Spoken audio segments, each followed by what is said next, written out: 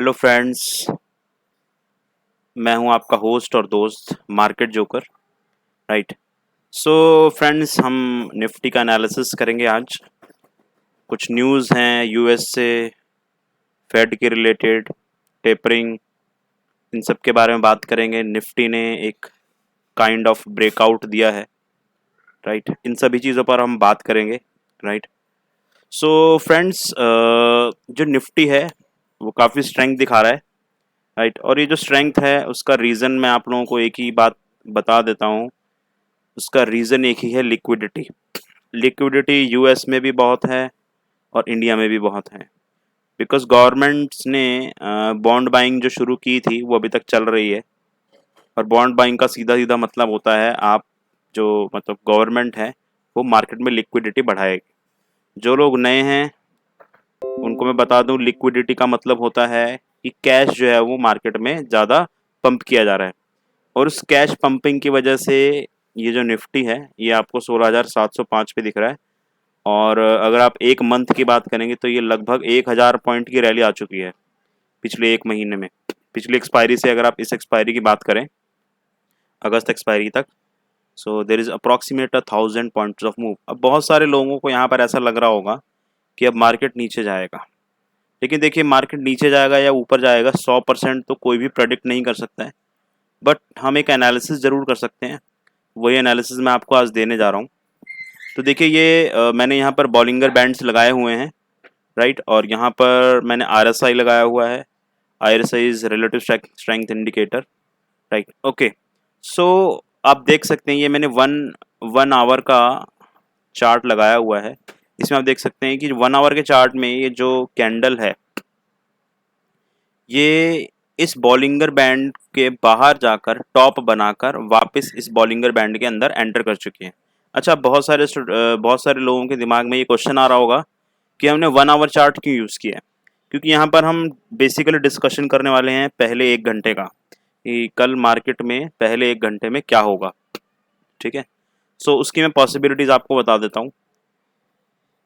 क्योंकि फेड की जो मीटिंग हुई है उसमें ये कहा गया है कि टेपरिंग वो शुरू करेंगे। टेपरिंग का मतलब है लिक्विडिटी कम होगी मार्केट में, और लिक्विडिटी कम होने का सीधा सीधा मतलब होता है कि मार्केट जो है वो नीचे जाएगा, क्योंकि मार्केट को इस लेवल पर सस्टेन करने के लिए बहुत सारी लिक्विडिटी चाहिए। अगर वो लिक्विडिटी नहीं होगी तो ये ऑटोमेटिकली नीचे ही आएगा। ठीक है, सो टेपरिंग शुरू होनी है, मार्केट नीचे आना है, लेकिन कब आना है ये अभी किसी को पता नहीं है। बट वी आर जस्ट हम लोग एक एनालिसिस कर रहे हैं। ठीक है, सो टेपरिंग के साथ साथ एक गुड न्यूज़ भी दी है, जिसकी वजह से जो यूएस के मार्केट्स हैं वो थोड़ा अप रहे हैं। थोड़ा खुशहाली का माहौल है यूएस में। इसी के रिगार्डिंग SGX निफ्टी भी आपको 16,800 के ऊपर दिख रहा है जो उसने क्लोजिंग दी है। सो 16,800 के ऊपर क्लोजिंग देने का मतलब है कि यहाँ पर जो हमारा कल मार्केट खुलेगा उसकी बहुत ज़्यादा प्रोबेबिलिटी है कि वो 16,800 के आसपास खुले। तो हमें करना क्या होगा। देखिए वैसे तो जो अभी हमने इंडिकेटर्स लगाए हुए हैं, एक तो ये RSI है 14 डेज का। राइट, ये अभी लगभग 61 पे चल रहा है ना। ये आवरली हमने चार्ट लगा रखा है। तो अगर हम पहले 1 घंटे की बात करें मार्केट की, ठीक है, तो वहाँ पर अब आप ये मत सोचना कि भाई हाँ काफ़ी ऊपर चला गया है तो अब नीचे ही आएगा। इस तरीके से नहीं देखते मार्केट को। हमें देखना होता है कि क्या पॉसिबिलिटीज़ हैं और हमारे पास क्या डाटा है।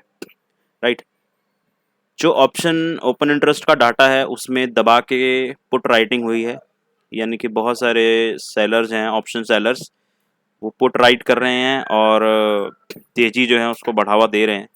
कॉल राइट करने के लिए बहुत कम लोग बचे हैं। अभी कॉल राइट करने की हिम्मत नहीं हो रही किसी की। राइट, लेकिन आएगा वो वक्त भी आएगा जब आपको दिखेंगे कि सब कॉल ही राइट कर रहे हैं, पुट राइट करने वाले बचे नहीं हैं। वो टाइम जल्द आने वाला है। टेपरिंग जो है वो शुरू होएगी जब मार्केट से लिक्विडिटी गायब होगी तो ज़रूर आएगा वो टाइम, लेकिन कब आएगा वी कांट से। उसमें मैं 2-3 चीज़ें देखनी है कि एक तो बॉलिंगर बैंड से बाहर जाकर जब ये वापस एंट्री लेगा। अच्छा, एंट्री लेने के बाद हमें कंफर्मेशन देखना होता है।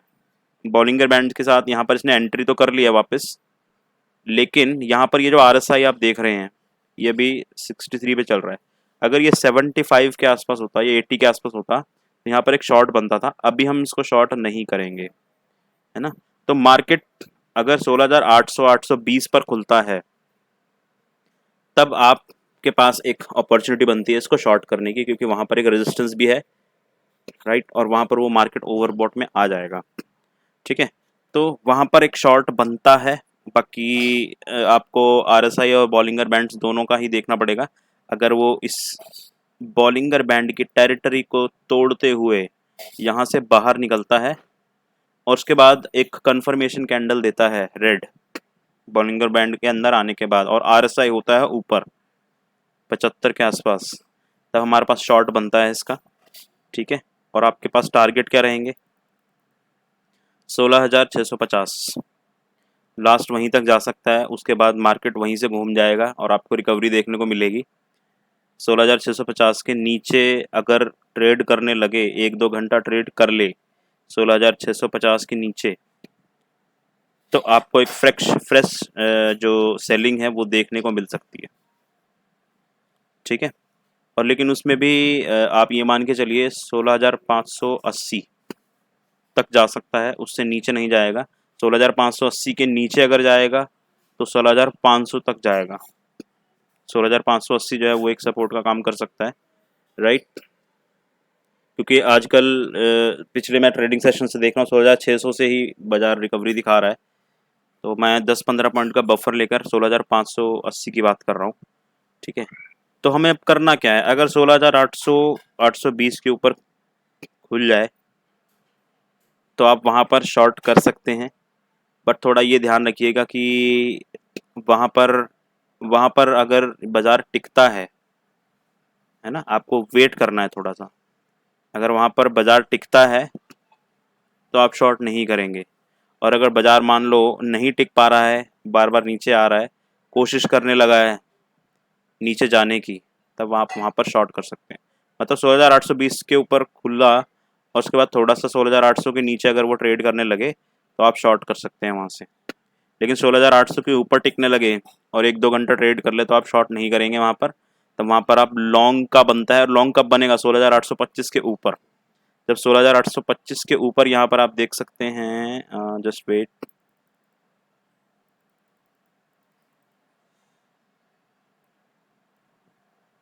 यहाँ पर इधर 16,825 यहाँ के ऊपर अगर बाजार टिकता है,